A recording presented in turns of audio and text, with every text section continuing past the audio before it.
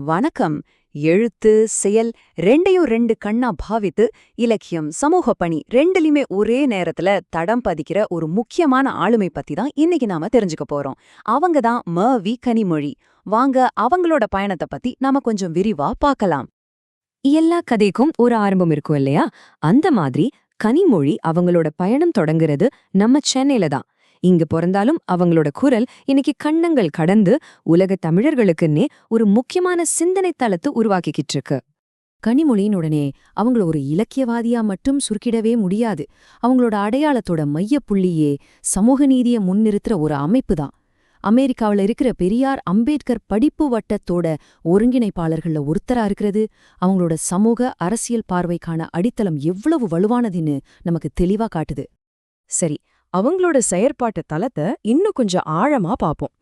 ஒரு எழுத்தாளரா பரவலா நமக்கு தெரியறதுக்கு முன்னாடியே அவங்க ஒரு தீவிரமான களப்பணியாளரா இருந்திருக்காங்க. இப்போ நீங்க பாக்கறது வெறும் பெயர்கள் கொண்ட ஒரு லிஸ்ட் இல்ல.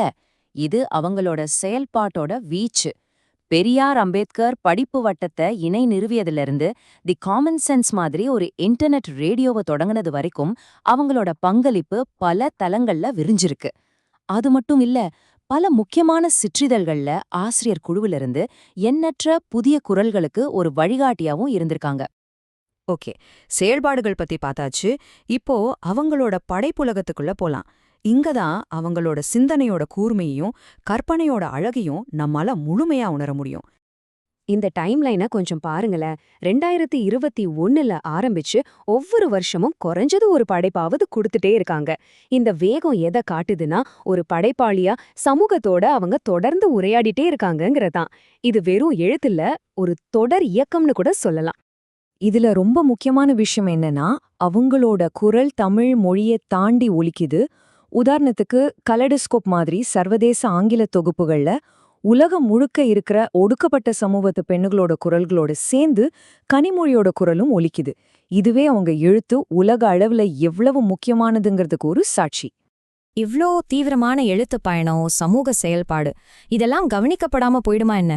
நிச்சயமா இல்ல. அடுத்து நாம பார்க்க போறது அவங்களோட உழைப்புக்கு கிடைச்ச அங்கீகாரங்களோட ஒரு சின்ன துளிதான். சும்மா யோசிச்சு பாருங்க, வெறும் சில வருஷத்துல 10க்கும் மேற்பட்ட முக்கிய விருதுகள். இந்த எண்ணிக்கை உண்மையிலே சாதாரணமான விஷயம் இல்ல. இது அவங்களோட திறமைக்கும் அவங்களோட படைப்புகள் சமூகத்துல ஏற்படுத்திய தாக்கத்துக்கும் ஒரு பெரிய சாட்சி. இதுல ஒரு சிறப்பு என்னன்னா, இந்த அங்கீகாரங்கள் எல்லாம் ஒரே ஒரு துறைக்குள்ள அடங்கிகள. கவிதைக்காக ஈரோடு தமிழன்பன் விருது, சிறுகதைக்காக ஃபெட்னா பரிசு, சமூக ஒருங்கிணைப்பு பணிக்காக ஒரு விருதுன்னு அவங்க கால் பதிச்ச எல்லா துறைகள்லயுமே அவங்களோட உழைப்புக்கு மகுடம் சூட்டப்பட்டிருக்கு. அடுத்து நாம பார்க்க போற விஷயம் அவங்களோட ஆழமான இலக்கிய புலமைக்கு ஒரு சிறந்த எடுத்துக்காட்டு. 20ஆம் நூற்றாண்டுல எழுதப்பட்ட திராவிட இலக்கத்தோட ரொம்ப முக்கியமான இலக்கியமான புலவர் குழந்தையோட இராவண காவியம் பத்தி அவங்க ஆற்றிய தொடர் பேருரைகள் தான் அது. இராவண காவியத்துக்காக அவங்க எந்த அளவுக்கு அர்ப்பணிப்போடு உழைச்சிருக்காங்கிறத இங்க பார்க்கலாம்.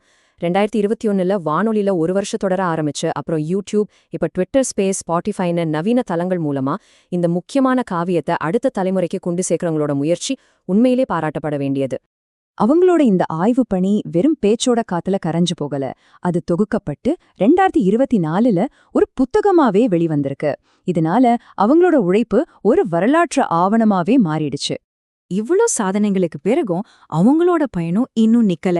இப்பவும் தமிழ்லையும் ஆங்கிலத்திலையும் புதுசா கவிதை தொகுப்புகளை உருவாக்கிக்கிட்டு இருக்காங்க. அவங்களோட படைப்பு ஊற்று இன்னும் வற்றவே இல்லைங்கிறதுக்கு இதுவே ஒரு பெரிய சாட்சி. இப்படி ஒரு பன்முகத்திறனாளரா ஜொலிக்கிற மாவி கனிமொழியோட பயணம் பலருக்கும் ஒரு பெரிய உந்து சக்தியா இருக்கு. இவ்வளவு குறுகிய காலத்துல இத்தல சாதிச்ச இவங்களோட அடுத்த கட்டம் இப்படி இருக்கும். எழுத்துலயும் சரி, செயல்பாடுலயும் சரி, அவங்க தொடப்போற அடுத்த உயரம் என்னவா இருக்கும்? இந்த கேள்விகளோட இந்த உரையாடலை நாம இங்க முடிச்சுக்கலாம்.